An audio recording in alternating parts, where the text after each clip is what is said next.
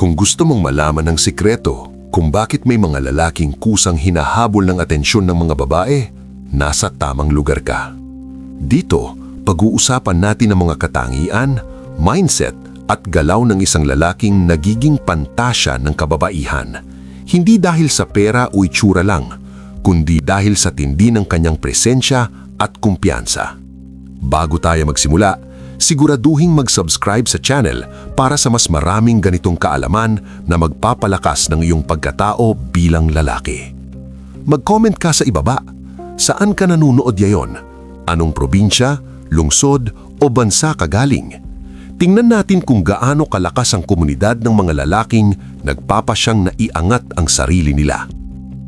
Una, ang misteryo ng lalaking hindi madaling basahin. Isa sa pinakamalakas na bagay na nagiging dahilan kung bakit ang isang lalaki ay nagiging pantasya ng mga babae ay hindi pera, hindi itsura at hindi rin sikat na personalidad. Ito ay misteryo. May mga lalaking sobrang bilis ibigay ang lahat tungkol sa sarili nila. Sa unang usapan pa lang, alam mo na agad ang buong kwento ng buhay nila. Mga problema, insecurities at lahat ng detalye. At kahit wala silang masamang intensyon, may isang problema rito. Nawawala ang excitement. Ang attraction ay parang apoy. Kailangan ito ng kunting hangin at espasyo para patuloy na magliyab. Kapag sobra mong ibinuhos ang lahat agad, mabilis itong nawawala.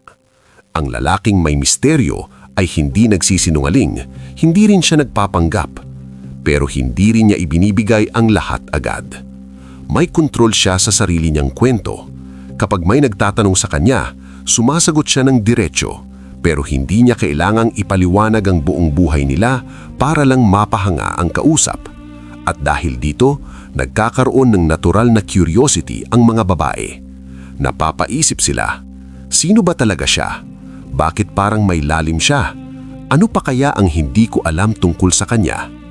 Ang ganitong uri ng curiosity ay nagiging simula ng attraction. Ngayon, linawin natin ang isang bagay. Ang pagiging misteryoso ay hindi pagiging cold o bastos, hindi rin ito pagiging suplado. Sa katunayan, ang lalaking misteryoso ay kadalasang mahinahon, magalang at may kontrol sa emosyon. Hindi siya yung tipong agad nagre-react sa bawat maliit na bagay. Hindi rin siya yung lalaking laging naghahanap ng drama. Sa halip, kalmado lang siya. At ang kalmadong lalaki ay nagbibigay ng impresyon ng lakas at maturity. May isang simpleng prinsipyo na dapat tandaan. Hindi mo kailangang ipakita ang lahat para maging interesting. Minsan, ang hindi mo sinasabi ay mas nakakapukaw ng interes kaysa sa lahat ng sinasabi mo. Kaya kung gusto mong maging mas kaakit-akit sa mata ng mga babae, matutunan mong kontrolin ang impormasyon tungkol sa sarili mo. Hayaan mong dahan-dahan kanilang makilala. Sa ganitong paraan, bawat usapan ay nagiging bagong tuklas. Bawat interaction ay nagiging mas memorable. At dito, nagsisimula ang fantasy. Bago tayo magpatuloy sa susunod na sikreto, siguraduhing nakasubscribe ka na sa channel. Marami pa tayong pag-uusapang mga prinsipyo tungkol sa pagiging high-value na lalaki. At gusto kong marinig mula sa iyo. Pangalawa, ang presensya ng lalaking hindi nanghihingi ng atensyon. May mga lalaking kahit hindi nagsasalita ng marami, ramdam mo agad ang presensya nila sa isang kwarto. Hindi sila maingay, hindi sila nagmamayabang, pero kakaiba ang dating nila. At madalas, sila ang mga lalaking nagiging pantasya ng mga babae. Ano ang sikreto nila? Kumpiyansa na hindi pilit. Ang tunay na kumpiyansa ay hindi yung laging nagpapakitang gilas. Hindi rin ito yung lalaking desperadong gustong mapansin. Sa totoo lang, ang lalaking may tunay na kumpiyansa ay komportable sa sarili niya. Hindi niya kailangang patunayan ang halaga niya sa bawat tao sa paligid. Kapag pumasok siya sa isang lugar, relaxed ang kilos niya. Hindi siya nagmamadali para mapansin. Hindi siya nakikipagpaligsahan sa ibang lalaki. dahil alam niya sa sarili niya kung sino siya at ano ang kaya niyang gawin. At ito ang bagay na napapansin ng mga babae. Ang babae ay natural na naaakit sa lalaking may direksyon at kontrol sa sarili, hindi sa lalaking laging naghahabol ng approval. Kapag ang isang lalaki ay parang naghihintay lang ng validation, mabilis itong mararamdaman ng iba.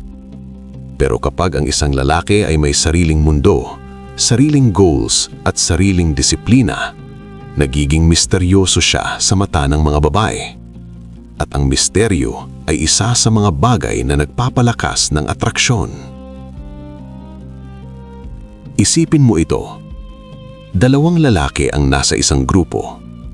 Ang una, pilit nagpapatawa, pilit nakikisabay sa lahat para mapansin. Ang pangalawa, kalmado lang, nakikinig, nagsasalita lang kapag may saysay ang sasabihin. Pangatlo, ang lalaking may direksyon sa buhay. Isa sa mga katangiang lihim na hinahangaan ng maraming babae ay ang lalaking may malinaw na direksyon sa buhay. Hindi siya perpekto, hindi rin siya pinakamayaman sa kwarto, pero may isang bagay na malinaw sa kanya. Alam niya kung saan siya papunta. Ang ganitong klase ng lalaki ay hindi basta-basta nadadala ng opinyon ng iba. May sarili siyang plano, may mga pangarap siyang gustong abutin, at araw-araw may ginagawa siya para mapalapit doon. At sa mata ng maraming babae, ito ay napaka-attractive. Bakit? Dahil ang direksyon ay simbolo ng liderato. Kapag ang isang lalaki ay may layunin, nagpapakita ito na kaya niyang magdesisyon, magtrabaho at tumayo sa sariling paa. Isipin mo ito, may dalawang lalaki. Ang una, palaging nagrereklamo sa buhay, walang malinaw na plano. Kung saan siya dalhin ng sitwasyon, doon lang siya pupunta. Ang pangalawa, kahit hindi pa mayaman, alam niya ang gusto niyang marating. May mga hakbang siyang ginagawa, nag-aaral ng bagong skills, nagtatrabaho ng maayos at patuloy na nag-i-improve. Sino ang mas nakakakuha ng respeto? Kadalasan, ang pangalawang lalaki. Hindi dahil sa pera, kundi dahil sa drive at determinasyon. Ang babae ay natural na naaakit sa lalaking may vision. Ang vision ay parang magnet. Kapag nakikita ng ibang tao na may malinaw kang direksyon, mas nagiging interesado silang makilala ka. Pero tandaan mo ito, ang direksyon sa buhay ay hindi nangangahulugang kailangan mong alam na agad ang lahat. Ang mahalaga ay gumagalaw ka pasulong. Kahit maliit na hakbang bawat araw, pag-aaral, pag-iipon, pagbuo ng disiplina, lahat ng ito ay unti-unting bumubuo ng isang lalaking may tunay na halaga. At ang lalaking patuloy na nag-i-improve ay nagiging mas kaakit-akit sa paglipas ng panahon.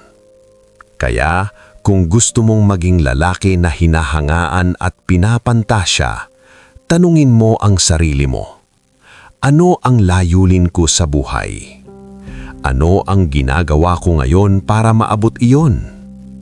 Kapag nagsimula kang mamuhay na may malinaw na direksyon, magugulat ka kung paano magbabago ang tingin ng mga tao sa iyo, lalo na ng mga babae.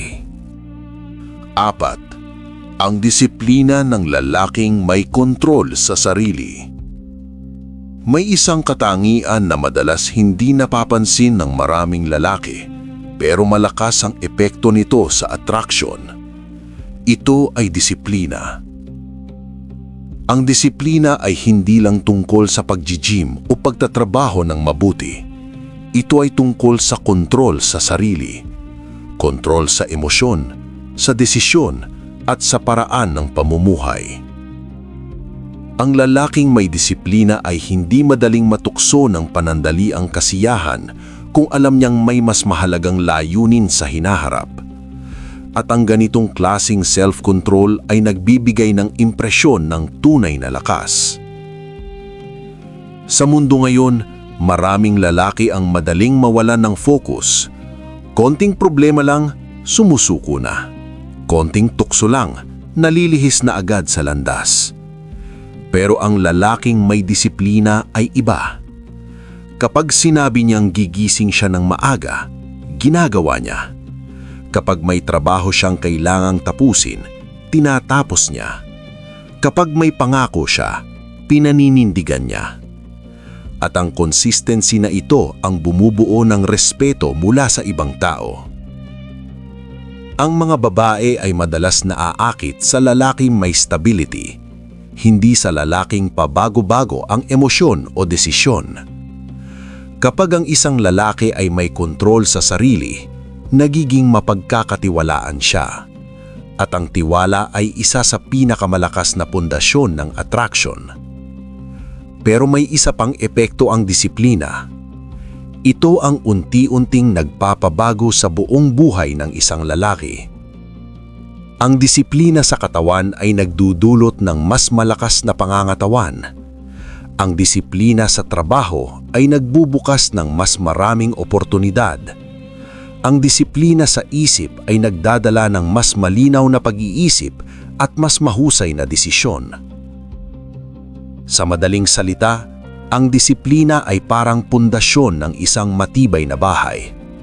Kapag matibay ito, lahat ng ibang aspeto ng buhay ay mas nagiging maayos. Kaya kung gusto mong maging lalaki na hinahangaan at hinahanap ng mga babae, magsimula ka sa pagbuo ng disiplina sa sarili mo. Hindi mo kinakailangang baguhin ang lahat agad. Magsimula ka sa maliliit na bagay. Ayusin ang routine mo. Maglaan ng oras para sa pag-aaral at pag-unlad. Iwasan ang mga bisyo na humihila pababa sa potensyal mo. Sa paglipas ng panahon, mapapansin mo ang isang malaking pagbabago. Magiging mas matatag ka, mas kumpiyansa, at mas respetado. At ang ganitong klasing lalaki ay hindi lang hinahangaan, siya ang nagiging pantasya. Panglima, ang lalaking hindi natitinag ng opinyon ng iba. Isa sa mga katangian ng lalaking nagiging pantasya ng maraming babae ay ang lakas ng kanyang paninindigan. Ito ang lalaking hindi madaling mabago ang direksyon dahil lang sa opinyon ng ibang tao. Sa madaling salita, siya ang lalaking hindi natitinag. Hindi ibig sabihin nito na sarado na ang isip niya o ayaw makinig sa payo. Ang ibig sabihin lang ay may malinaw siyang sariling prinsipyo at paniniwala sa buhay. Kapag alam ng isang lalaki kung sino siya at ano ang pinaniniwalaan niya, nagkakaroon siya ng matibay na aura ng kumpiyansa. At ang ganitong uri ng kumpiyansa ay napapansin agad ng mga babae. Isipin mo ito. May mga lalaking nagbabago ang ugali depende kung sino ang kaharap nila. Kapag kasama ang barkada, iba ang kilos. Kapag may babaeng gusto nilang mapansin, bigla silang nagiging ibang tao. Pero ang lalaking may paninindigan ay pareho pa rin ng karakter kahit saan siya mapunta. Hindi siya nagpapanggap para lang matanggap. Hindi siya sumusunod sa uso kung hindi naman ito tugma sa prinsipyo niya. At dahil dito, mas nagiging totoo at authentic ang dating niya. Ang authenticity ay isang bagay na bihira sa panahon ngayon. Maraming tao ang nagtatago sa likod ng image o social media persona. Pero ang lalaking totoo sa sarili niya ay nagiging iba ang dating sa karamihan. At ito ang dahilan kung bakit mas madaling maaalala ang ganitong lalaki. Ang babae ay kadalasang naaakit sa lalaking may sariling isip, hindi sa lalaking laging naghihintay ng approval ng iba bago gumawa ng desisyon. Kapag ang isang lalaki ay may matibay na paninindigan, nagiging natural siyang leader sa kanyang kapaligiran. Hindi dahil gusto niyang mangibabaw, kundi dahil may direksyon siya at hindi siya natatakot panindigan iyon. Ngayon, paano mo mabubuo ang ganitong klaseng karakter? Una, kilalanin mo ang sarili mo. Ano ang mga prinsipyo mo sa buhay? Ano ang mga bagay na hindi mo kayang isuko kahit anong mangyari? Ikalawa, matutong tumayo sa sarili mong desisyon. Hindi lahat ay sasang-ayon sa iyo at ayos lang iyon. Ikatlo, huwag matakot maging kakaiba. Minsan ang mga lalaking nagtatagumpay ay yung mga hindi sumusunod sa karamihan. Tandaan mo ito. Ang lalaking may paninindigan ay hindi madaling kalimutan. Kapag nakita ng mga tao na matibay ang karakter mo, kusang dumarating ang respeto, at kapag may respeto, mas nagiging malakas ang attraction. Pang-anim, ang lalaking may layuning mas malaki sa sarili niya. May mga lalaking tila may kakaibang tenerhiya sa kanilang presensya. Hindi sila palaging maingay o naghahanap ng atensyon. Ngunit kapag nakilala mo sila, mararamdaman mong may malalim na dahilan kung bakit sila kumikilos sa paraan na ginagawa nila. Ito ang mga lalaking may layuning mas malaki kaysa sa sarili nila. Ang ganitong uri ng lalaki ay hindi lang nabubuhay para sa pansamantalang asiyahan. Hindi lang siya naghahanap ng paraan para makaraos sa bawat araw. May mas malaking dahilan kung bakit siya bumabangon tuwing umaga. Ang layunin na ito ang nagbibigay sa kanya ng direksyon. Maaaring ang layunin niya ay makapagpatayo ng sariling negosyo upang mabigyan ng mas magandang buhay ang kanyang pamilya. Maaaring nais niyang maging matagumpay sa isang larangan upang patunayan sa sarili niya na kaya niyang lampasan ang mga limitasyon na iminsang ipinataw sa kanya ng buhay. Ano man ang eksaktong anyo nito, ang mahalaga ay may misyon siyang sinusundan. Kapag ang isang lalaki ay may malinaw na layunin, nagbabago ang paraan ng kanyang pamumuhay. Hindi na siya madaling madistract ng mga bagay na walang tunay na halaga. Mas nagiging maingat siya sa oras niya dahil alam niyang bawat araw ay mahalaga sa pag-abot ng kanyang pangarap. Ang ganitong klaseng pag-iisip ay nagdudulot ng ibang antas ng determinasyon. Ang lalaking may misyon ay hindi agad sumusuko kapag may problema. Sa halip, tinitingnan niya ang mga pagsubok bilang bahagi ng proseso. Alam niyang walang malaking tagumpay na dumarating ng walang sakripisyo. Dahil dito, mas nagiging matatag ang kanyang karakter. Ang babae ay kadalasang naaakit sa lalaking may direksyon at layunin sa buhay. Hindi dahil sa pera o status lamang, kundi dahil ang ganitong lalaki ay nagpapakita ng malinaw na drive at ambisyon. Ang ambisyon ay isang bagay na nagbibigay ng lalim sa pagkatao ng isang lalaki. Ipinapakita nito na hindi siya kontento sa pagiging karaniwan kung alam niyang may mas mataas pa siyang potensyal. Kapag ang isang lalaki ay nakatuon sa isang makabuluhang layunin, nagiging inspirasyon siya sa mga taong nakapaligid sa kanya. Hindi dahil pinipilit niya ang iba na sundan siya, kundi dahil nakikita ng mga tao ang dedikasyon sa kanyang mga kilos. Ang bawat desisyon niya ay may dahilan. Ang bawat sakripisyo niya ay may direksyon.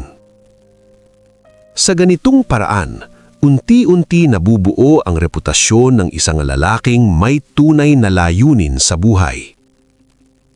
Hindi siya ang lalaking palaging naghahanap ng aliw o pansamantalang kasiyahan. Siya ang lalaking marunong maghintay, magplano at magtrabaho ng tahimik hanggang sa makamit niya ang gusto niyang marating. At sa paglipas ng panahon, ang ganitong uri ng lalaki ay nagiging kakaiba sa karamihan. Dahil sa mundong puno ng distraksyon at mabababaw na layunin, ang lalaking may malinaw na misyon ay nagiging simbolo ng focus, determinasyon at lakas ng loob.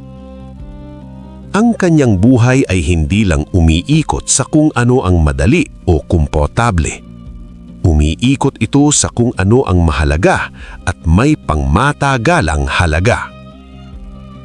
At kapag ang isang lalaki ay nabubuhay para sa layuning mas malaki kaysa sa sarili niya, ang kanyang presensya ay nagiging mas mabigat, mas makabuluhan, at mas hindi madaling kalimutan.